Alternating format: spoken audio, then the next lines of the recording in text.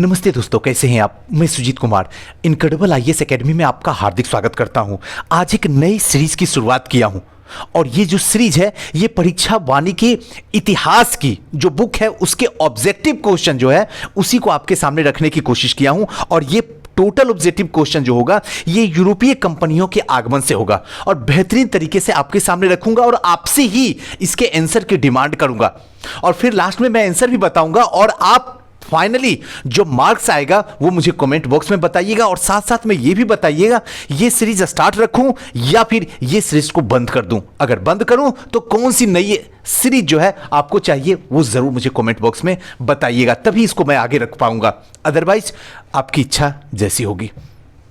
इसके साथ साथ में जैसे ही लॉकडाउन समाप्त होगा आप कहीं ना कहीं किसी न किसी कोचिंग के प्रति दीवानगी पैदा कीजिएगा, तो ऐसे में एक बेहतरीन ऑप्शन है sure success civil services classes, जहां पे बीपीएससी के बदलते पैटर्न के अनुसार जो है बच्चों को सिखाया जाता है। प्रीलिम्स हो या मेंस हो दोनों में ग्रुप डिस्कशन होता है, पर डे क्लास होती है, पर डे टेस्ट होता है, वीकली टेस्ट होता है और सबसे बड़ी बात सबसे कम फीस में आपके पैसों से ज्यादा आपके सपनों की परवाह करता है। अगर किसी भी स्टूडेंट को इस संस्था के अंदर ऑनलाइन या फिर ऑफलाइन एडमिशन लेना चाहते हैं तो मेरे इस नंबर पे व्हाट्सएप कर सकते हैं 9015148776 पे। तो चलिए दोस्तों आज का सेशन जो है स्टार्ट करते हैं। परीक्षा वाणी से इतिहास से यूरोपीय कंपनियों के आगमन से जितने भी ऑब्जेक्टिव क्वेश्चन हैं बन सकते हैं उन सारे को आपके सामने रखने की कोशिश करूंगा। चलिए स्टार्ट करते हैं आज का क्वेश्चन का सिलसिला। लेकिन एक मिनट थोड़ा सा और थोड़ा देर के लिए सोच लेते हैं कि ये जो यूरोपीय कंपनियां हैं इसकी आगमन हो रही है ये है कौन कौन यूरोपीय कंपनियों। तो देखिए यूरोपीय कंपनियों में सबसे पहले जो आई थी वो पुर्तगाली आई थी। ये चीज थोड़ा सा कॉन्सेप्ट समझ लीजिए। पुर्तगाली के बाद डच आए थे, डच के बाद अंग्रेज आए थे, अंग्रेज के बाद डेनिस आए थे, डेनिस के बाद जो है फ्रांसीसी आए थे। मेन रूप से जो हमें इसमें पढ़ना है वो किसको पढ़ना है, तो पुर्तगाली को पढ़ना है, अंग्रेज को पढ़ना है और फ्रांसीसी को पढ़ना है। इसी तीनों के इर्द गिर्द क्वेश्चन जो है आयोग पूछता है। तो चलिए आज का सेशन स्टार्ट करते हैं। सबसे पहला क्वेश्चन आपके स्क्रीन पे जो दिख रहा वो है इंटरपोलर कौन थे। आपके पास में ऑप्शन है, ऑप्शन मैं नहीं बताऊंगा, आप ऑप्शन देखिए और मुझे जवाब दीजिए। 5 सेकेंड का आपके पास में टाइम रहेगा, 5 से 7 सेकेंड का। बताइए सही आंसर क्या होगा। आप अपने कॉपी में जरूर लिखने की कोशिश कीजिएगा। इसका सही आंसर जो होगा वो होगा ऑप्शन नंबर सी, यानी कि एशिया में मुक्त व्यापार करने वाले अंग्रेज व्यापारी को ही इंटरपोलर कहा जाता था। नेक्स्ट क्वेश्चन जो है किन चीजों के निर्यात ईस्ट इंडिया कंपनी भारत से करती थी। आपके पास में ऑप्शन है सूती कपड़ा, नील, कच्चा रेशम, कॉफी। आपके पास में ऑप्शन सामने है, बताइए आंसर।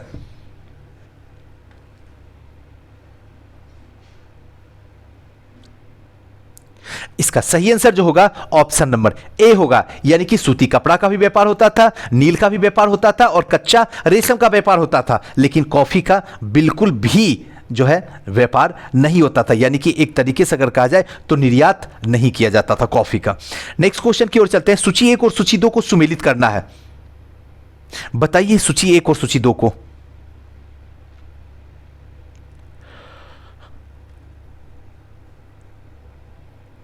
इसका सही आंसर होगा ऑप्शन नंबर सी, यानी तीसरा का ऑप्शन नंबर सी, यानी डच जो है ये चिंसुरा, उसके बाद जो इंग्लिश है ये हुगली, उसके बाद पुर्तगीज गोवा और फ्रेंच पौंडीचेरी। क्लियर है। चलिए नेक्स्ट क्वेश्चन की ओर चलते हैं। क्वेश्चन नंबर चौथा नंबर क्वेश्चन क्या कहता है, बीजापुर के शासक से गोवा छीनने वाले प्रथम यूरोपीय कौन था। बताइए आंसर। इसका सही आंसर होगा अलबुकर। अलबुकर ने जो है बीजापुर के शासक से जो है गोवा छीनने वाला प्रथम यूरोपीय था, अलबुकर। नेक्स्ट है परवर्ती 17वीं एवं प्रारंभिक 18वीं शताब्दी में इंडोनेशिया द्वीप समूह में भारतीय अफीम के निर्यात पर किसका प्रभुत्व था। आपके पास में ऑप्शन है, बताइए 5वां नंबर का आंसर।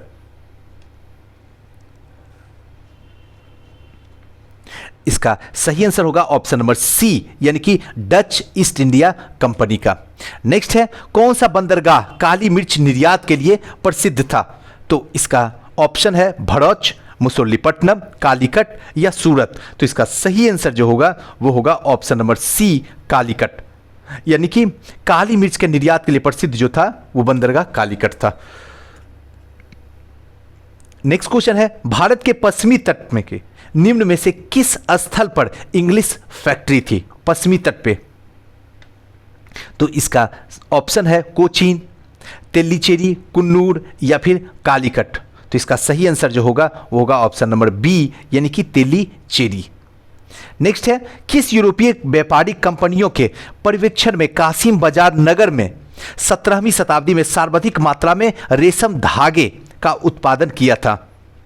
तो इसका सही आंसर जो होगा, पहले ऑप्शन देख लेते हैं, डेन, इंग्लिश, डच या फ्रेंच। तो इसका सही आंसर होगा ऑप्शन नंबर सी, यानी कि डच। नेक्स्ट है, भारत आने वाले प्रथम अंग्रेजी जहाज का क्या नाम था? Flower one, red dragon, Hindustan या फिर एलिजाबेथ। तो इसका सही आंसर जो होगा 9th का ऑप्शन नंबर बी, यानी कि रेड ड्रैगन। जो भारत आने वाला प्रथम अंग्रेजी जहाज था उसका नाम जो था वो रेड ड्रैगन था। नेक्स्ट क्वेश्चन है, वह अंग्रेजी यात्री जो तुर्की और फारसी भाषा का विद्वान था? हॉकिंस, मिडेनहॉल, कैप्टन वेस्ट या सर टॉमस रो।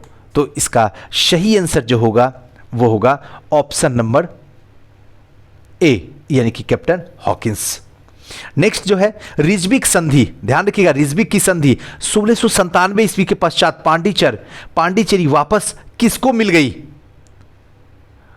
इसका ऑप्शन फर्स्ट है फ्रांसीसियों को, डचों को, डेन को या फिर पुर्तगालियों को। तो इसका सही आंसर होगा फ्रांसीसियों को। रिजविक संधि 1697 के पश्चात जो है फ्रांसीसियों को जो है पांडिचेरी फिर से मिल जाती है। नेक्स्ट है, किस संधि के द्वारा फ्रांसीसियों ने मद्रास अंग्रेजों को वापस लौटा दिया था? किस संधि के द्वारा? देखिए, यूपी लोअर 2014 में पूछा गया है। अब इसके ऑप्शन को पहले देख लेते हैं, 12 नंबर के ऑप्शन को। पहला ऑप्शन जो है एला सापेल की संधि, पांडिचेरी की संधि, सालाबाई की संधि और फिर मैंगलोर की संधि। तो इसका सही आंसर जो होगा वो होगा एला सापेल की संधि 1748 में। क्लियर हो रहा है, 1748 में। नेक्स्ट है, निशान किसे कहा जाता था? तो इसका सही आंसर जो होगा वो होगा ऑप्शन नंबर डी, अंग्रेजों के बंगाल, बिहार, उड़ीसा में मुक्त व्यापार के आज्ञा पत्र को ही निशान कहा जाता था।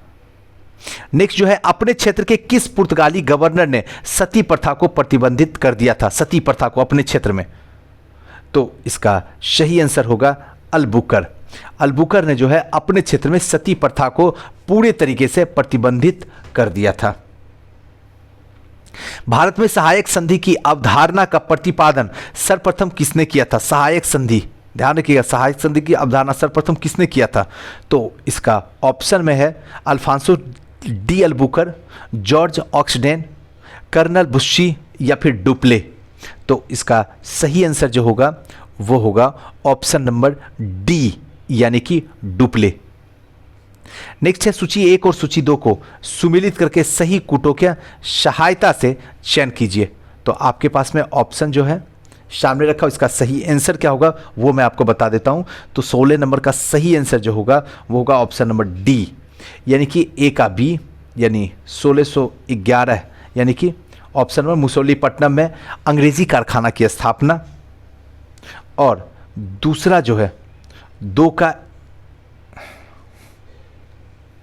16 का आंसर जो होगा ध्यान रखिएगा डी होगा।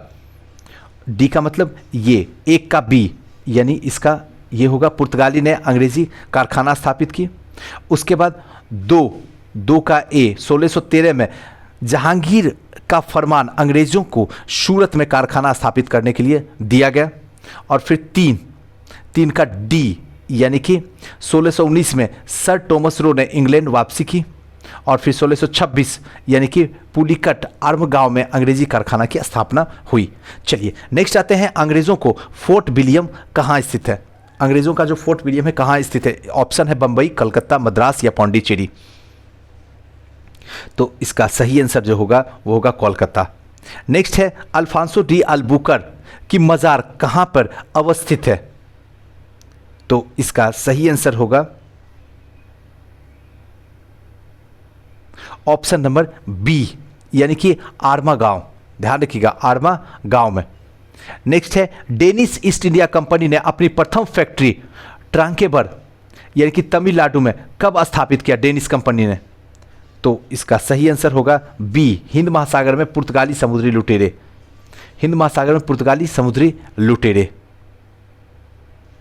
अब इसमें जो है ये क्वेश्चन देख लीजिए एक बार, डेनिश ईस्ट इंडिया कंपनी ने प्रथम फैक्ट्री ट्रांकेबर तमिलनाडु में कब स्थापित किया था? 20वां नंबर का। तो इसका सही आंसर होगा 1620। थोड़ा सा कंफ्यूज हो गए थे, ये 1620 होगा इसका।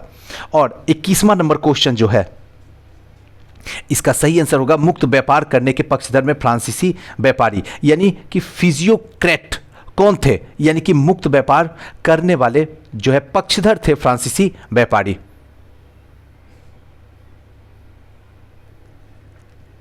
चलिए नेक्स्ट क्वेश्चन की ओर चलते हैं। क्वेश्चन नंबर 22, निम्नलिखित पर विचार कीजिए। आप कीजिए विचार निम्नलिखित पर। आपके पास में ऑप्शन है मृदा के स्वरूप और उपज के गुणों के आधार पर भू राजस्व का मूल्यांकन 1, दूसरा है युद्ध में चलती फिरती तोपों का उपयोग 2, और तीसरा तंबाकू और लाल मिर्च की खेती। अब आपके पास में ऑप्शन केवल 1, 1, 2, 2, 3 या इनमें से कोई नहीं। बताइए सही आंसर क्या होगा इसका?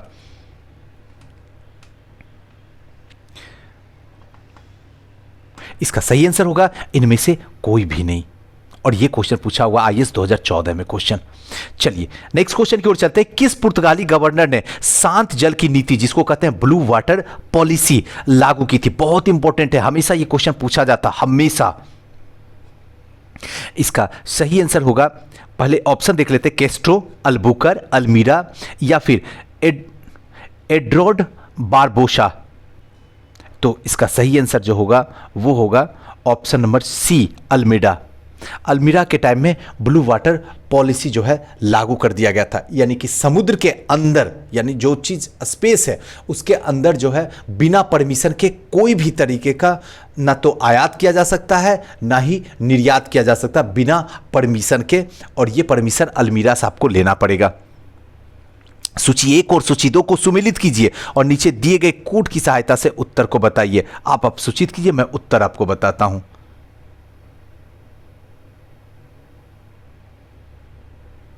इसका सही आंसर है, आप पहले बताइए मुझे, ऑप्शन नंबर सी होगा, यानी कि ए का जो होगा 4 होगा, पुर्तगाली का ऑप्शन नंबर 4, कोचीन में। प्रथम कोठी कहां खुली थी पुर्तगाली का? तो कोचीन में। दूसरा जो है डच, यानी कि बी, डच का मुसोलीपट्टनम। अंग्रेज का कहां होगा? ध्यान से लगाइए, सीधा सूरत चला जाएगा। डेनिस का कहां चला जाएगा? ये सीधे चले जाएंगे ट्रांकेबर 1620 में। और फ्रांसीसी ऑप्शन नंबर ई का कहां चला जाएगा? 2, यानी कि सूरत 1668 में। क्लियर हो रहा है ना? अब नेक्स्ट क्वेश्चन जो है, बॉन्डिवोस का युद्ध 1760 में फ्रेंच ने ब्रिटेन को हराया, ब्रिटिश ने डच को हराया, ब्रिटिश ने फ्रेंच को हराया या डच ने ब्रिटिश को हराया? सही आंसर क्या होगा बॉन्डिवोस का युद्ध में? इसका सही आंसर होगा ऑप्शन नंबर सी, ब्रिटिश ने जो है वो फ्रेंच को हराया, यानी फ्रांस को हरा देता बॉन्डिवोस का युद्ध में। और यहीं के बाद जो है ये कंफर्म हो जाता है कि फ्रांसीसी का अस्तित्व समाप्त हो जाता है। अब वो सिर्फ व्यापार करने के लिए ही इंडिया में रह सकते हैं, यहाँ किसी तरीके का राजनीतिक या घर बना के आप यहाँ नहीं रह सकते हैं, क्योंकि बॉन्डिवोस के युद्ध में यही संधि थी। चलिए नेक्स्ट आते हैं। कोलकाता के जमींदार अंग्रेजों की किस सूबेदारी की प्रदान की थी? सुभा सिंह, अजीमुसान, सिराजुद्दौला, अलीवर्दी खान। तो इसका सही आंसर जो होगा वो होगा ऑप्शन नंबर बी, यानी कि अजीमुशान। नेक्स्ट जो है, 18वीं सदी के अंत तक भारत के किस भाग में यूरोपीय ईसाई मशीनरी अधिक जो है सक्रिय थी? तो इसका सही आंसर जो होगा आप बताइए पहले। इसका सही आंसर ऑप्शन नंबर ए, यानी कि बंगाल और असम, इस दोनों में जो है ईसाई मशीनरी जो है अधिक सक्रिय थे, बंगाल और असम में। नेक्स्ट जो है, निम्न में से कौन पुर्तगालियों की महत्वपूर्ण देन थी? तो इसका सही आंसर जो होगा वो होगा ऑप्शन नंबर डी, यानी कि तंबाकू भी पुर्तगाली की देन थी, प्रिंटिंग प्रेस भी पुर्तगाली की देन थी और जलयान भी पुर्तगाली की देन थी। तो उपयुक्त में से सभी सही होगा। नेक्स्ट है 1746 से 61 के बीच हुए 3 आंग्ल फ्रांसीसी युद्ध के समय फ्रांस का सम्राट था। 1746 से 61 के बीच में 3 आंग्ल फ्रांसीसी युद्ध हुआ, उस समय फ्रांस का सम्राट था लुई 14वां, लुई 16वां, लुई 17वां या फिर लुई 15वां। बताइए आंसर। इसका सही आंसर होगा ऑप्शन नंबर डी, लुई 15वां था। नेक्स्ट है अधोलिखित कथन में वास्को डी गामा के संबंध में कौन सा कथन जो है वो सत्य है? तो इसका सही आंसर जो होगा वो होगा, ऑप्शन आप देख लीजिए, इसका सही आंसर जो होगा वो होगा ऑप्शन नंबर सी, यानी कि 1 और 4, यानी कि उसने यूरोप से भारत का एक नया मार्ग खोजा ये, और चौथा नंबर 1502 में वह दूसरी बार भारत आया था, यानी कि Vasco D gamma. Vasco D gamma ने ही यूरोप से भारत का एक नया मार्ग खोजा था, ये भी सही है। और 1502 में दूसरी बार भारत आया था और 1512 में तीसरी बार आया, उसके बाद यहीं पे उसकी मृत्यु हो जाती। बहुत कम किताबों में लिखा होता है, इसे जनरली जो होता है वो लिखा आता है कि 2 ही बार आया था, जबकि 3 बार वास्को डी गामा भारत आया था। चलिए नेक्स्ट क्वेश्चन की ओर चलते हैं। नेक्स्ट क्वेश्चन क्या कहता है? विलियम हॉकिंस के संबंध में अधोलिखित कथनों में से कौन सा सत्य नहीं है? अब आपके पास में ऑप्शन है, ऑप्शन देखिए और मुझे बताइए।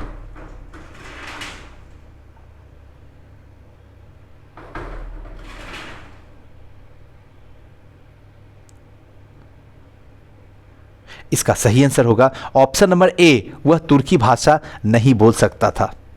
ऑप्शन नंबर ए, वह तुर्की भाषा नहीं बोल सकता था। नेक्स्ट है प्रारंभ में ब्रिटिश ईस्ट इंडिया कंपनी का क्या नाम था?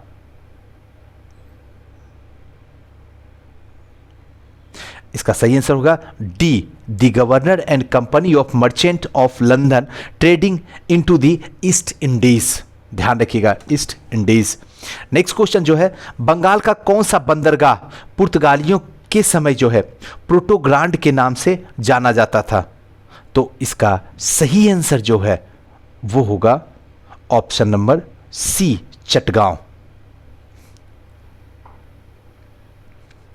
नेक्स्ट क्वेश्चन जो है, अधोलिखित में असत्य कथन है, इसका सही आंसर जो होगा वो होगा ऑप्शन नंबर बी, यानी कि गोलकुंडा के सुल्तान अंग्रेजों को स्वर्णिम फरमान जो है 1630 में प्राप्त हो गया था। सूची 1 और सूची 2 को मिलाइए। अब यहाँ पे जगह का नाम है और यहाँ पे जो है स्थापना वर्ष है। अब इसको मैचिंग करवाइए। इसका सही आंसर होगा ऑप्शन नंबर बी, यानी कि ए का जो होगा वो होगा 1, यानी कि 1605। बी का जो होगा वो होगा 2, पोलिकट 1610, सूरत 1616 और कोचिन, यानी कि ऑप्शन नंबर डी, और डी का जो हो जाएगा वो हो जाएगा आपका 1663। नेक्स्ट है भारत आने वाला प्रथम अंग्रेज कौन था? John Mildenhall, captain Hawkins, Thomas Roe या टॉमस वर्ल्डवर्थ? बताइए इसका सही आंसर। इसका सही आंसर होगा जॉन मिल्डेनहॉल। एकदम इंपॉर्टेंट है, कई बार क्वेश्चन पूछा जाता है इससे।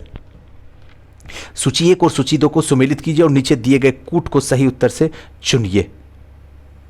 तो इसका सही आंसर जो होगा वो होगा ऑप्शन नंबर सी। अब ऑप्शन नंबर सी जो है आप मैच करवा लीजिए। चलिए 37 के बाद जो है 38 नंबर क्वेश्चन क्या कहता है? अंग्रेजों के भारत आने का क्या उद्देश्य था? अंग्रेज जो भारत आ रहे थे उनका मेन रूप से पर्पस क्या था, उद्देश्य क्या था? तो सीधा सा उद्देश्य जो था व्यापार था, कि व्यापार वाणिज्य करना है। और धीरे धीरे यहाँ आने के बाद उन्होंने राजनीतिक में भी अपने हाथ आजमाना शुरू कर दिए। भारत में पुर्तगालियों के संबंध अरब व्यापारियों की क्या प्रतिक्रिया थी? भारत में जो है पुर्तगालियों के संबंध में अरब व्यापारियों की क्या प्रतिक्रिया थी? तो इसका सही आंसर ऑप्शन नंबर सी, अरब पुर्तगालियों के विरोधी थे। याद रखिएगा, अरब जो थे पुर्तगालियों के विरोधी थे। अधोलिखित कौन सुमेलित नहीं है?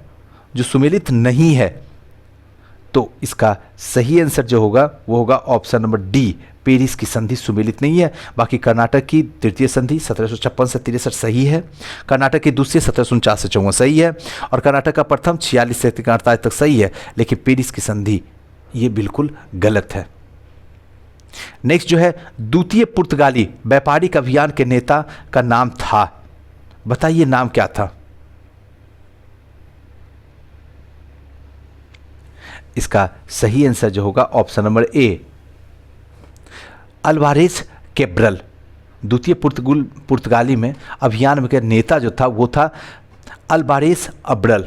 नेक्स्ट है, पुर्तगालियों ने कब क्रमशः गोवा जीता और हरमुज खो दिया। गोवा को जीत लिया लेकिन हरमुज को कहीं न कहीं खो दिया, तो ये होगा 1510 में गोवा को जीता और 1622 में जो है कहीं कहीं हरमुज को इन्होंने खो दिया था। नेक्स्ट जो है, सूची 1 और सूची 2 को सुमेलित के नीचे दिए गए कूट की सहायता से बनाइए। आपके पास पे ऑप्शन है, आप जाके मैच करवा सकते हैं। इसका सही आंसर जो होगा वो मैं आपको बता दूं, तो 43 का सही आंसर जो होगा वो होगा ऑप्शन नंबर बी, यानी 1 का 3, बी का 1, सी का 2 और डी का 2, यानी कि 4, बी। नेक्स्ट जो है, अधोलिखित को सुमेलित कीजिए। यहाँ पे है और यहाँ पे इनका नाम है, अब आपको सुमेलित करना होगा। 44 का आंसर बस मैं बता सकता हूँ आपको, इसका आंसर होगा सी।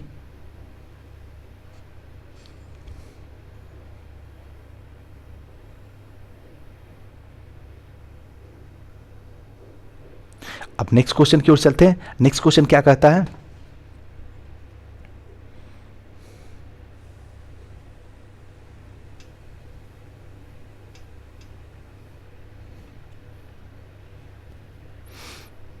चलिए 44 नंबर क्वेश्चन फिर से देखते हैं। अधोलिखित को सुमेलित कीजिए।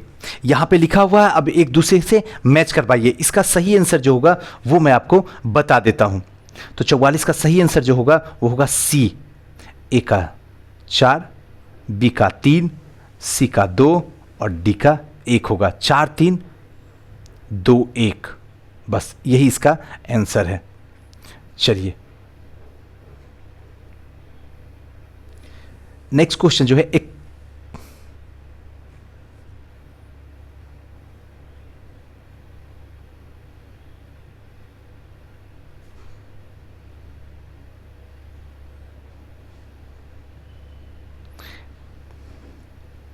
नेक्स्ट क्वेश्चन की ओर चलते हैं। नेक्स्ट क्वेश्चन क्या है, 45 नंबर, अधोलिखित सुमेलित कीजिए। अधोलिखित सुमेलित करना होगा, तो इसमें जो भी है ऑप्शन देखिए, वास्को डिगामा, इधर खोजे गए देश America, Columbus Australia, captain cook Bharat और तस्मानिया। अब देखिए वास्को डिगामा क्या होगा, सीधे यहाँ से उठ के आ जाएगा भारत। कोलंबस क्या आ जाएगा, अमेरिका। अब थोड़ा सा ध्यान दीजिए कि पहले क्या है, 3 1, 3 कहाँ है, तो 3 इसमें है और इसमें है। देखिए 3 2 है तो ये तो कट गया, बचा क्या है 1, यानी ये है, और सी का 2 होगा। इसका मतलब कैप्टन कुक जो होंगे वो ऑस्ट्रेलिया के होंगे और तस्मानिया के जो है तस्मान होंगे। तो ऑप्शन नंबर अगर ऐसे करके देखा जाए तो 45 नंबर का सही आंसर जो होगा वो होगा सी। क्लियर। 46, मध्यकाल में सर्वप्रथम भारत से व्यापार संबंधित स्थापित करने वाले थे, कौन करने वाले थे। 46 नंबर के क्वेश्चन, इसका सही आंसर होगा ऑप्शन नंबर डी, यानी कि पुर्तगाली। ऑप्शन नंबर डी यानी पुर्तगाली। नेक्स्ट है, ईस्ट इंडिया कंपनी के प्रथम फैक्ट्री की स्थापना की गई थी, कहां पे, पुणे में, गोवा में, पौंडीचेरी में या सूरत में। तो इसका सही आंसर होगा डी, यानी कि सूरत में। नेक्स्ट है, वास्को डी गामा भारत कब आया था। अब आपके पास में ऑप्शन है, सही बताइए।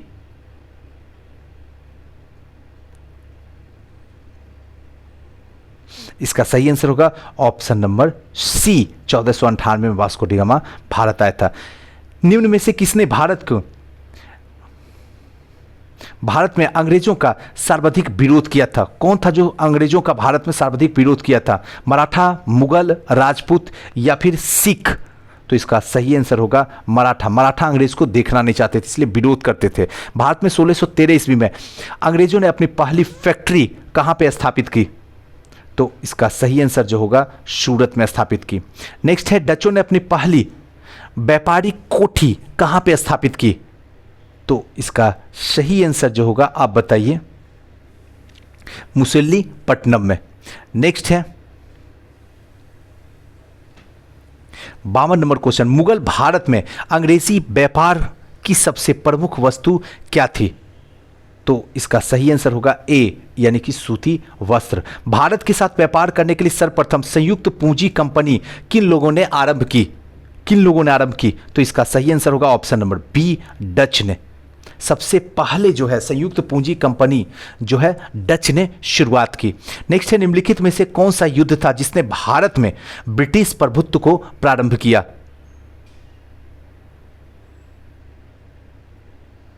इसका सही आंसर होगा पलासी का युद्ध। क्लियर हो रहा है?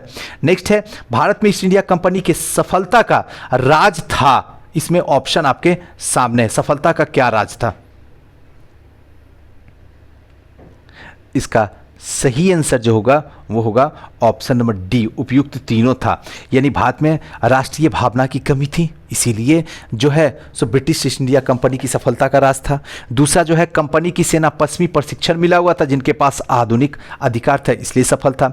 नेक्स्ट है भारतीय सैनिकों में राष्ट्रीय भावना का अभाव था, जिसके फलस्वरूप कोई भी अच्छा वेतन दे उसकी सेवा में ये लोग लग जाते थे। और नेक्स्ट जो है नेक्स्ट क्वेश्चन, गोलकुंडा सुल्तान द्वारा अंग्रेजों का सुनहरा फरमान कब जो है प्रदान किया गया था? ऑप्शन आपके पास में 1611, 1632, 1717 या फिर 1765 ईस्वी में।